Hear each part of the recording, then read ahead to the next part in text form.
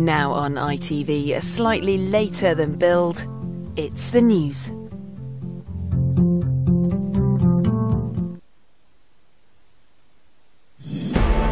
Tragedy at the Hajj. More than 700 pilgrims are killed near Mecca. They were crushed to death as over 2 million Muslims took part in a holy ceremony, among them thousands of Britons. We're just wandering around in shock, thinking, for the grace of God, it could have been us. Also on the programme, the Pope of the Holy See. The political Pope. Strong words for the US on immigration and climate change. Channel 4's future and what a secret document may have revealed. And campaigning Beckham on making sure his own children know how lucky they are.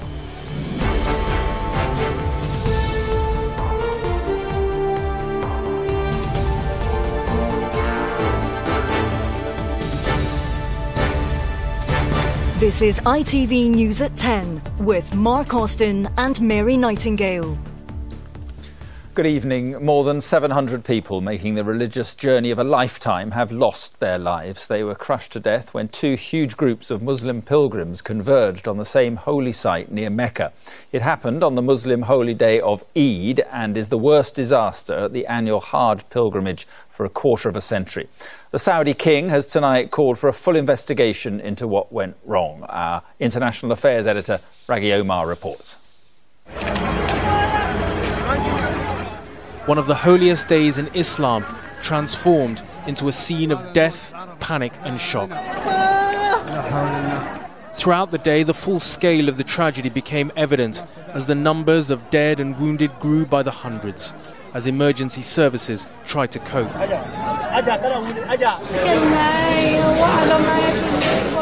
This woman from Egypt, still reeling from the crush, says she fears that her husband has died.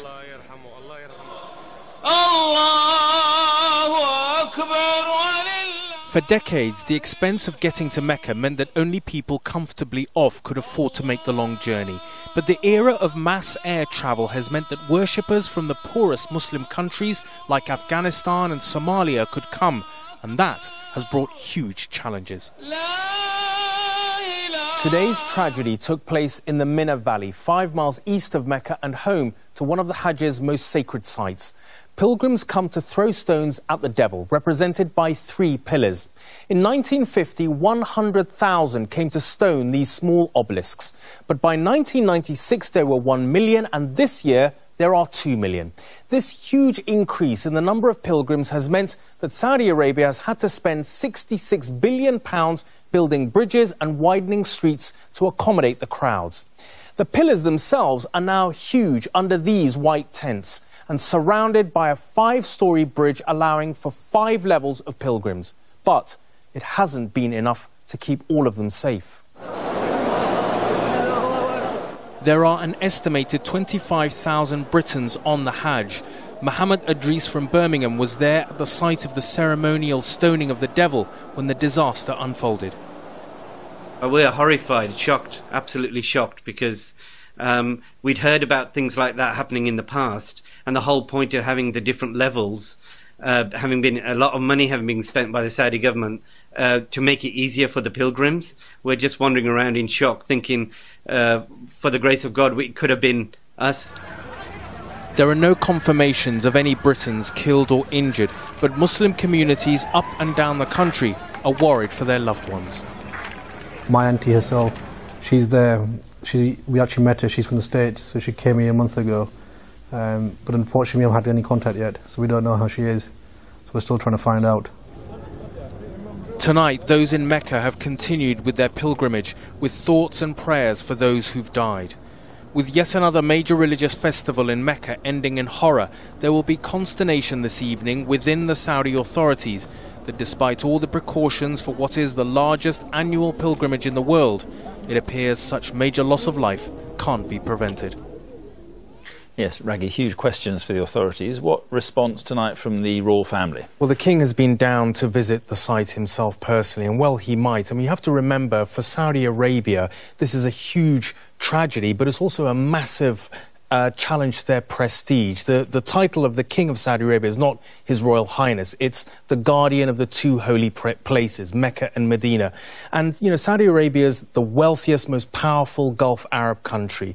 Muslims from all over the world, poor countries, Nigeria, Somalia, Afghanistan, are coming there, and they're thinking, well, why can't the richest Arab Gulf country make us safe? And so for the Saudi authorities, it's a question of legitimacy, it's a question of prestige, and also they've spent £66 billion. To put that into perspective, that is double the entire military budget of the United Kingdom. It's 2/3 the size of the budget of the NHS, and still they can't prevent these kind of accidents happening. So they must be thinking, well, what more do we need to do? And the question is, it's a question of numbers. You know, there are people coming each and every year and increasing, so it's a big question for them. All right, Raggy, thank you very much.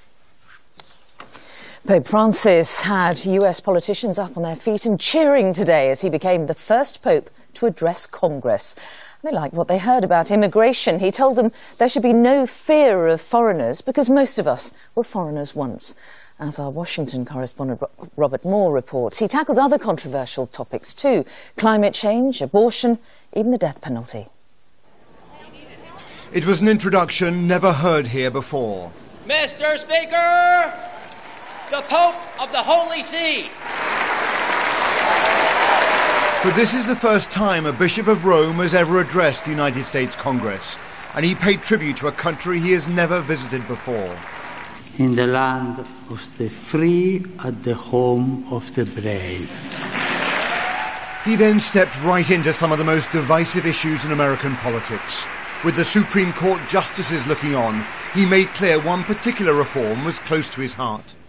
The global abolition of the death penalty.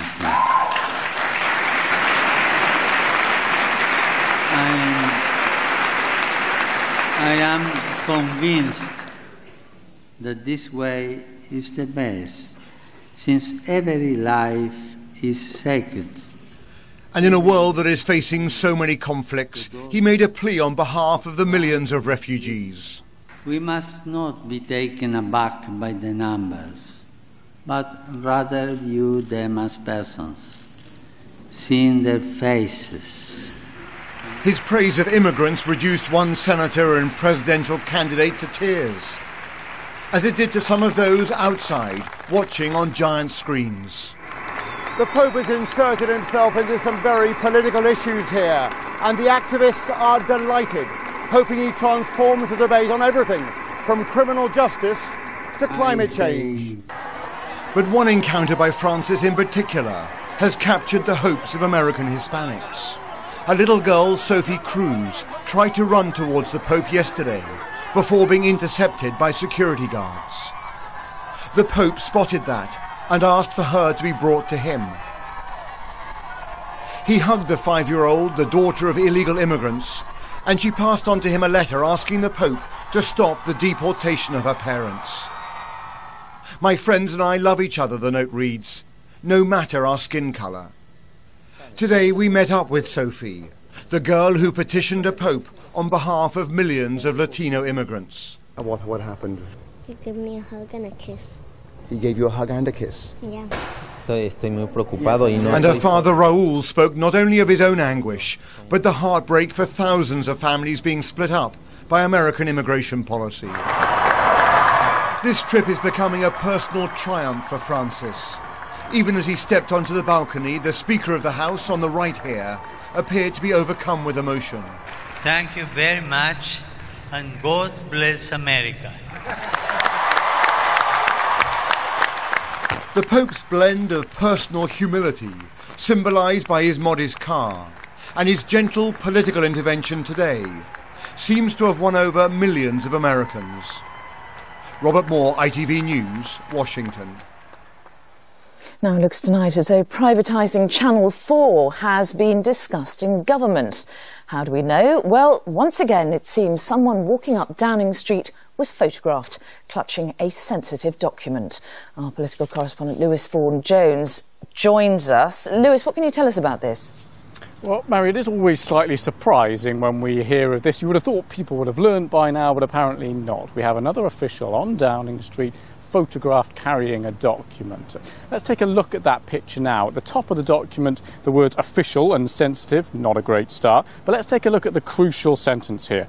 We should proceed to examine the options of extracting greater public value from the Channel 4 Corporation, focusing on privatisation options in particular. So that's the crucial word there, privatisations. There's been rumblings about this issue for a couple of months here, questions in Parliament. The official response by the government has always been they're not considering it.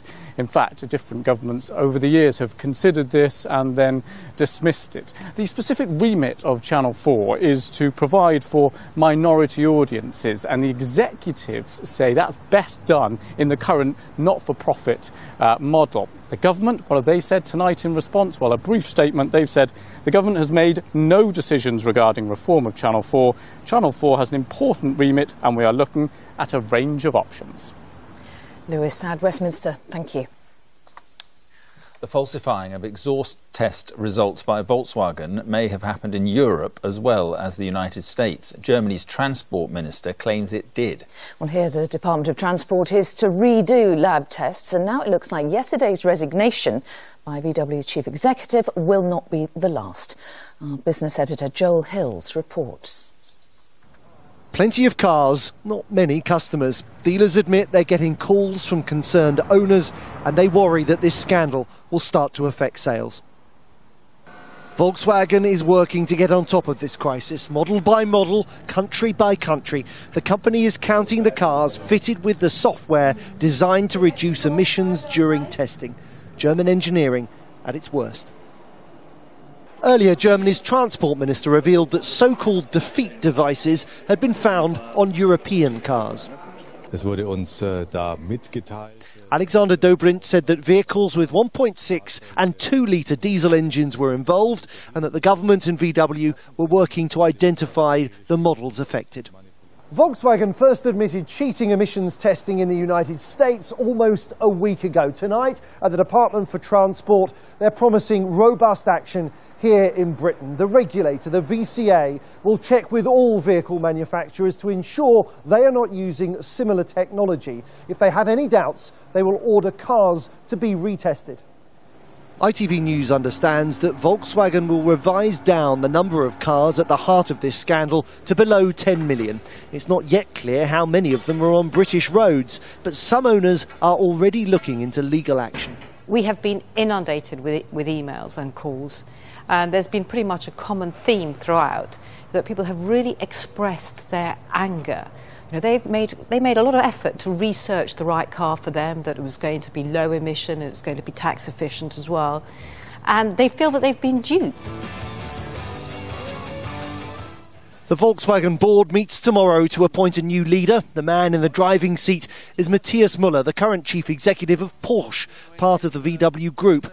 He'll have fines, compensation claims, possible criminal proceedings to contend with. The road ahead looks bumpy. Joel Hills, ITV News.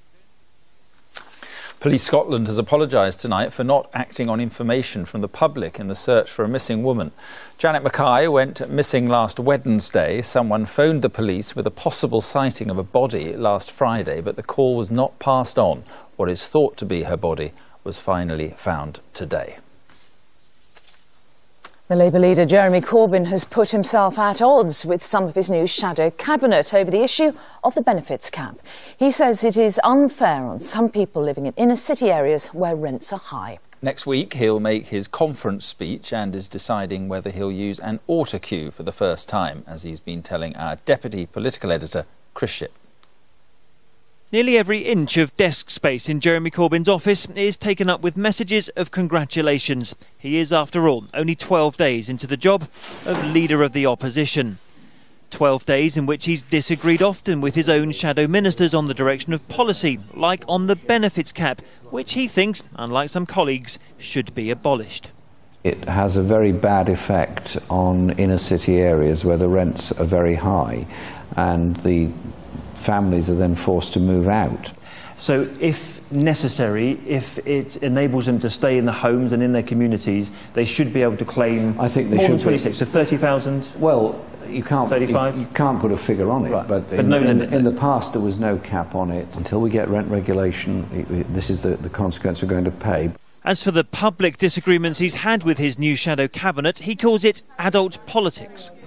It's obvious there are people in there with different views. Is that a weakness or a strength? I say it's absolute strength. I'm not into dictatorship. I'm into coming to a policy discussion, sensible policy discussion. But if you can't come to a policy discussion, what happens? Either we would have to agree to differ, or there would have to be some other solution to it. But he wouldn't say whether other solution means giving them the sack. He did, however, stick up for David Cameron on those lurid allegations which surfaced earlier this week.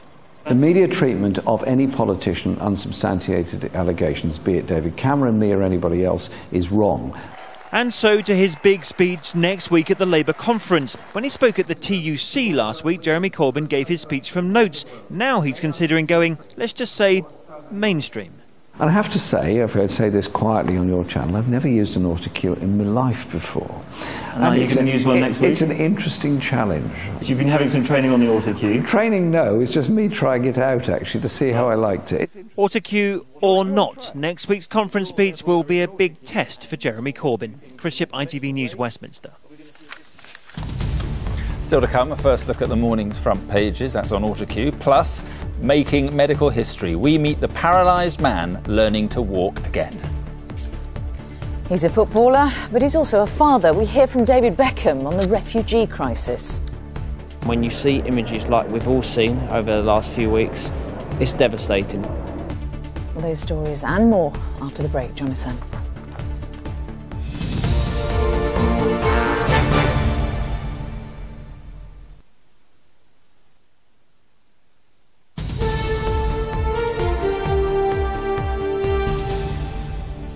Hello and welcome back. Now, using the power of his own muscles and brainwaves, a man who lost the use of his legs 5 years ago has taken his first steps in a lab in California. It's what's in between, a system of sensors and a computer that's the really revolutionary bit.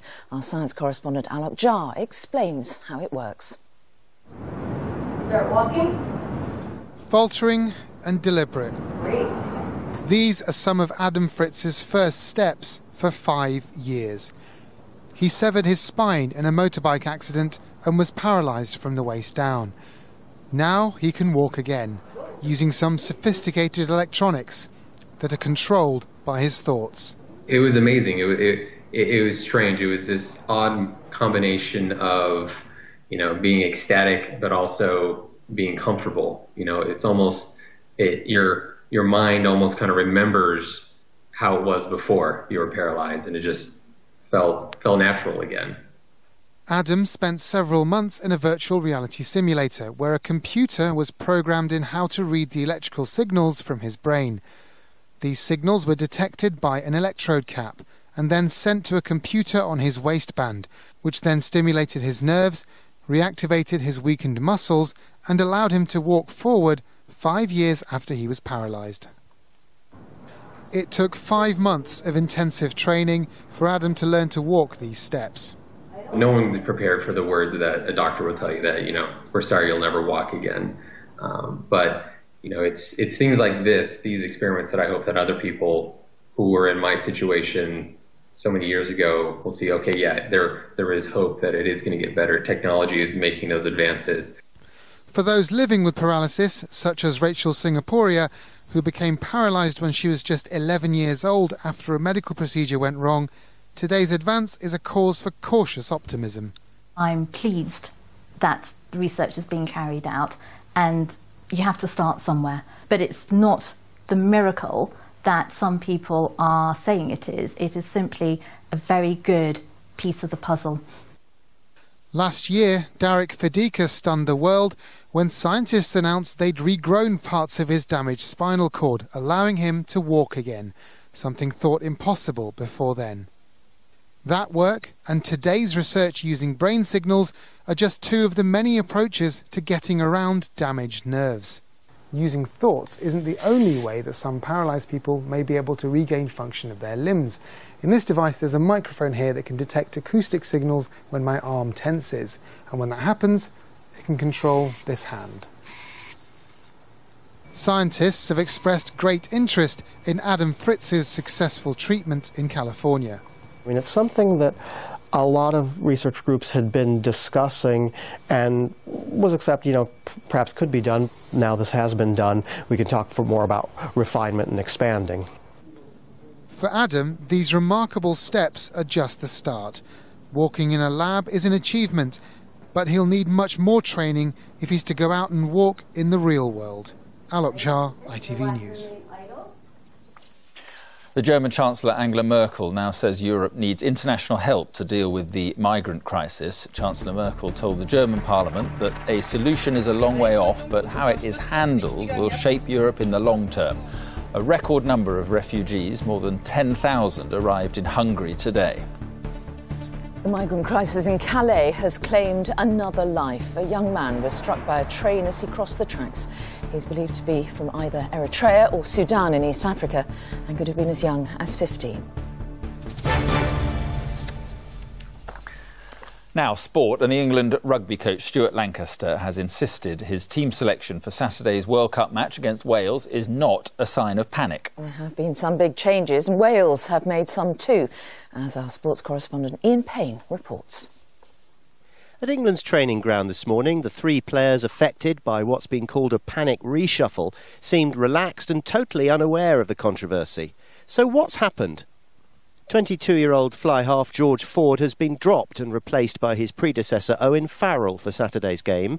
And after Jonathan Joseph suffered a nasty chest injury against Fiji last week, he's been ruled unfit and is replaced by centre Sam Burgess, who's only been in the game for a season after switching from rugby league. And with another change in the forwards too, some think so much disruption is dangerous. To make that many changes, to make three changes there and push someone who's probably a 12 into a 13 spot that's not really his ideal position, it's, I think in World Cups you try and look for consistency, and to change that many key players around there is going to be difficult. So have England panicked? There's definitely no panic. I mean, we're dealing... Owen...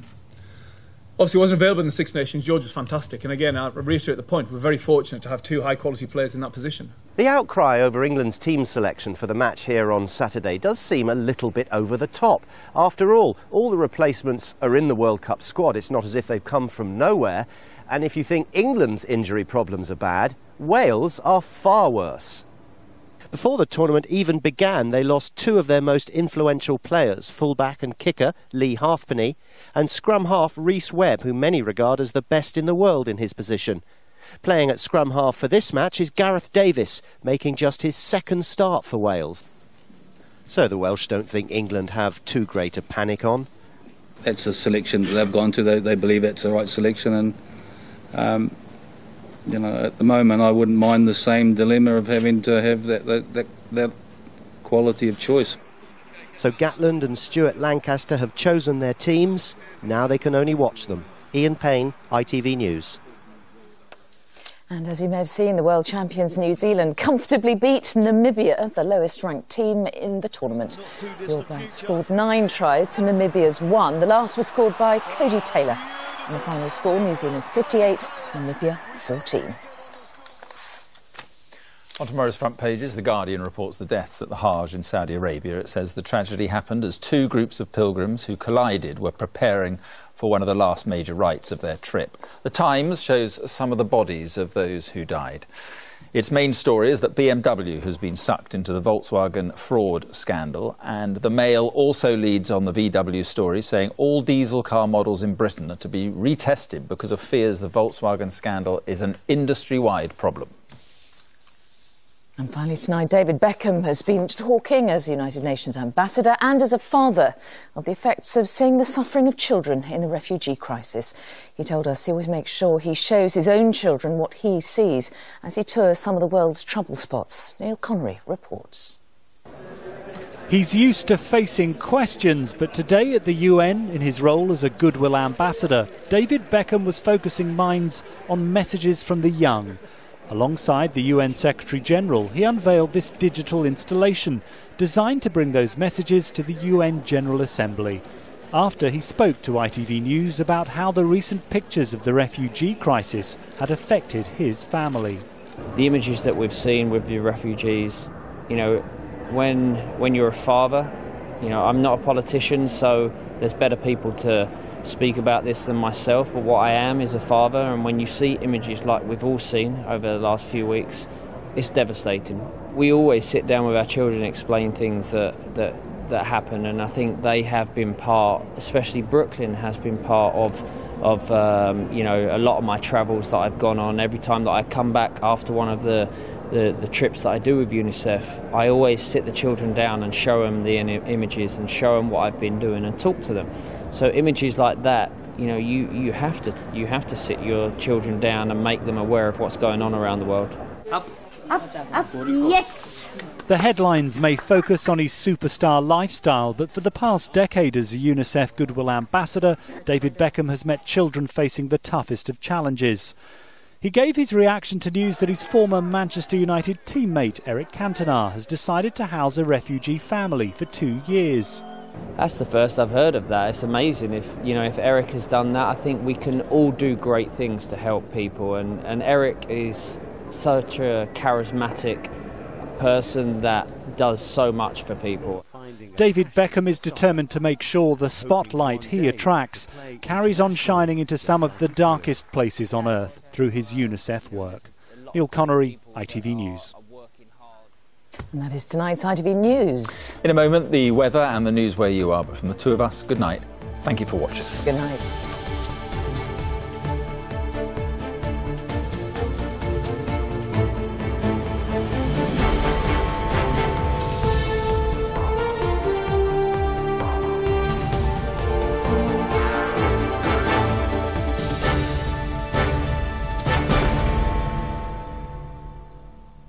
Over 700 people have been killed and another 800 injured taking part in the annual Hajj pilgrimage in the Islamic holy city of Mecca.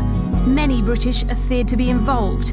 On Good Morning Britain, we'll bring you all the latest from Saudi Arabia as this horrific story unfolds. Tomorrow from 6. Stink. No matter what the weather. Not me. Green Flag Breakdown Response sponsors the ITV National Weather.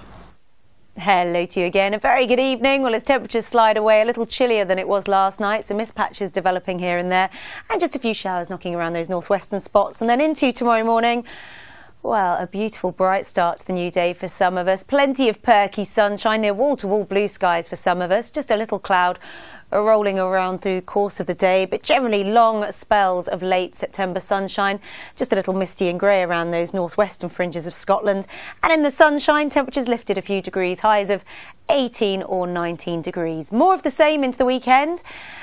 Staying settled, fine, dry, with the clearer skies, sunshine by day, but frosty, foggy nights. I'll see you again soon. Have a good night. Green Flag Breakdown Response sponsors the ITV National Weather.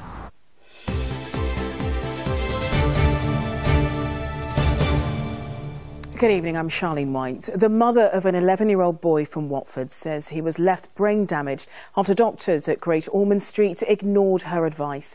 The hospital says it carried out a thorough investigation and it's impossible to identify why there was such a sudden deterioration in his condition. Simon Harris has been hearing from Gabrielle Ali and how her son Elijah's life changed forever. My name's Elijah. What's your name? As a 10-year-old, Elijah Aldeer was a black belt in junior jiu-jitsu. He played the piano and the drums. As an 11-year-old, life for Elijah is very different. Good boy. Good boy. The term that they use is tetraplegic, I believe. So he's unable to walk, talk, speak, eat. Elijah was born with a heart problem and a cleft palate. In his first decade, he had 14 operations at the world-famous Great Ormond Street Children's Hospital in London. But complications after surgery on his jaw last April saw him admitted to his local hospital in Watford as an emergency patient.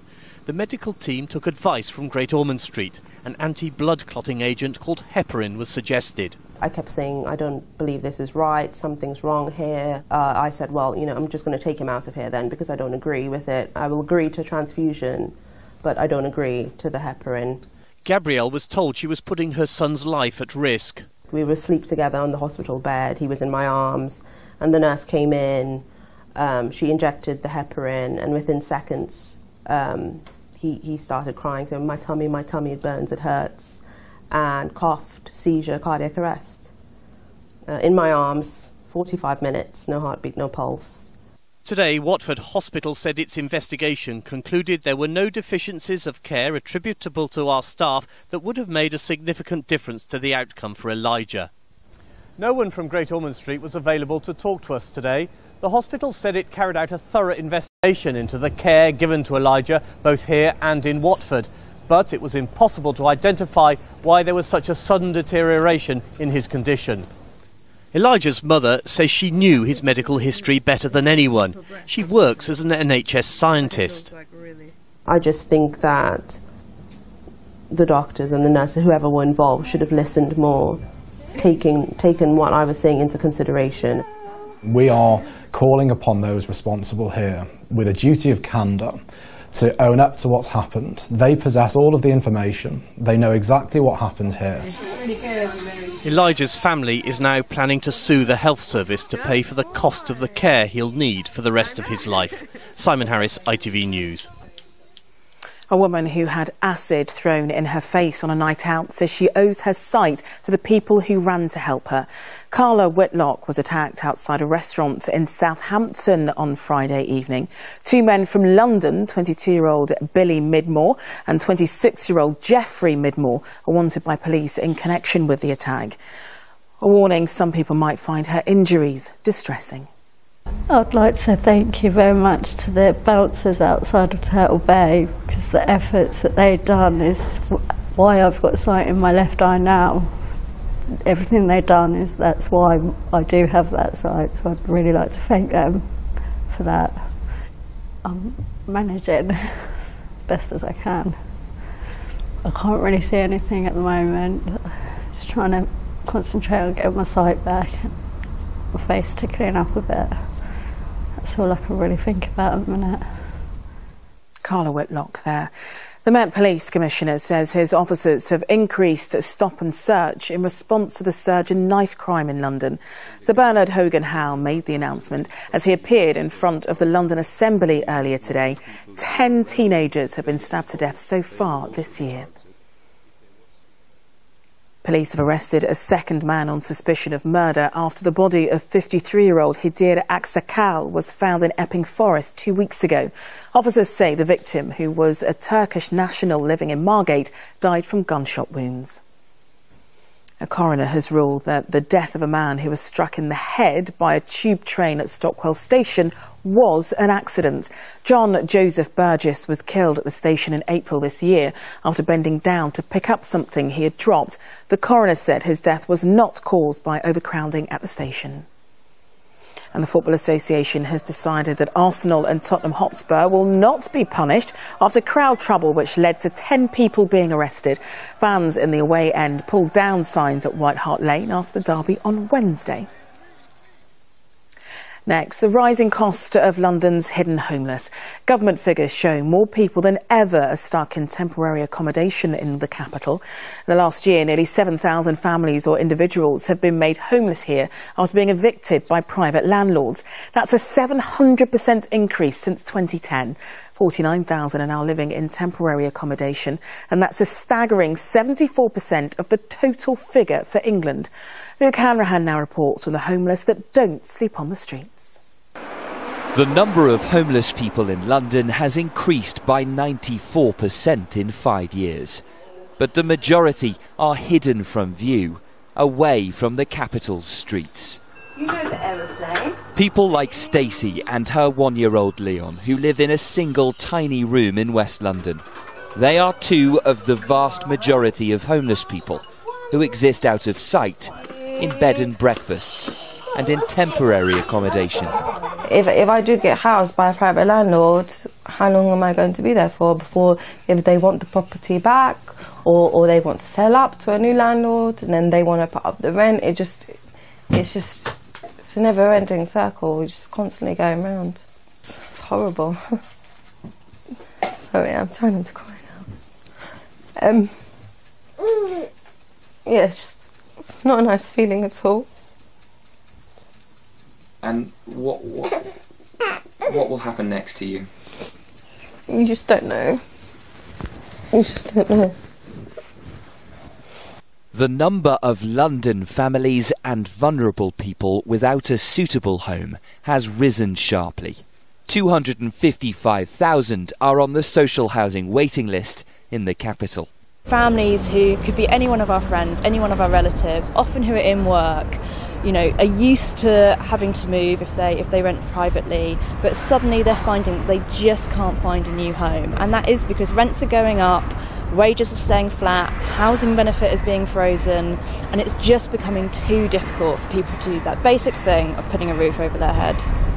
Quick, we need to put them away, we're going out. The fear for people like Stacey is that the situation will continue to get worse. One of many families with an uncertain future. Luke Hanrahan, ITV News. Now, given the amazing advances in technology, it's perhaps surprising that the land speed record has stood for almost 18 years. Well, at Canary Wharf today, people had a chance to see the almost complete car that it hopes to beat.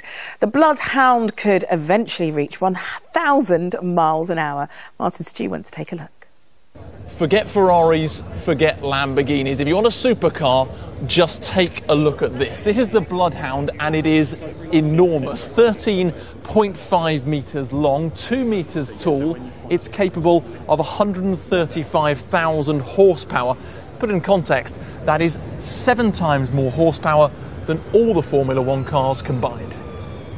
And this is the engine that can generate that power. It's the same sort of thing you would find in a Euro jet fighter. That combined with some rockets can get this travelling up to 800 miles an hour, faster than the speed of sound, and they're hoping it could get as fast as 1,000 miles an hour. Well, Richard Noble here holds the record for being the second fastest man in the world. That's right, yes. And you're behind this project. You've driven at that speed. What's it going to be like for the driver this time round?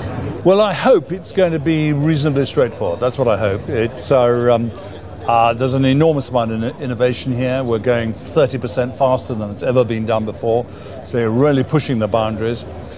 We tried to design the safest and the most stable car yet, much better than the other 2 cars, and I think it's going to be a real pleasure to drive.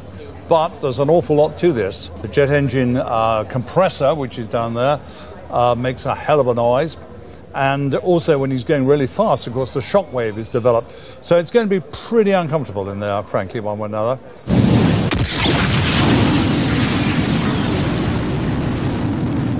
Well, nearly all the testing in the UK has been done now. Next step is to go to South Africa and test it for real, hoping to break the land speed record in the autumn next year.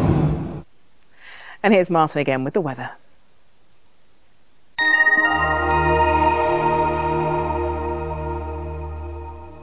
I thought it was too cold to snow, Alan. Oh, what does that mean? I don't know. My mum said it once. I don't get it either. Hello again. Dry with clear skies out there tonight. Feeling quite chilly for all of us, but we're off to a lovely start tomorrow morning. Plenty of sunshine early on.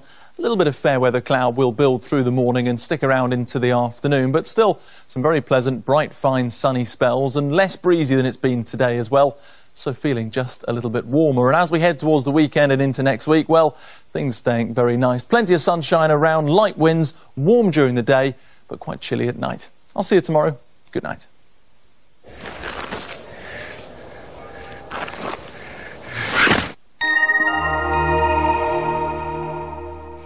Well, that's it from us. We're back on air tomorrow with updates during Good Morning Britain, so we'll see you then. Good night.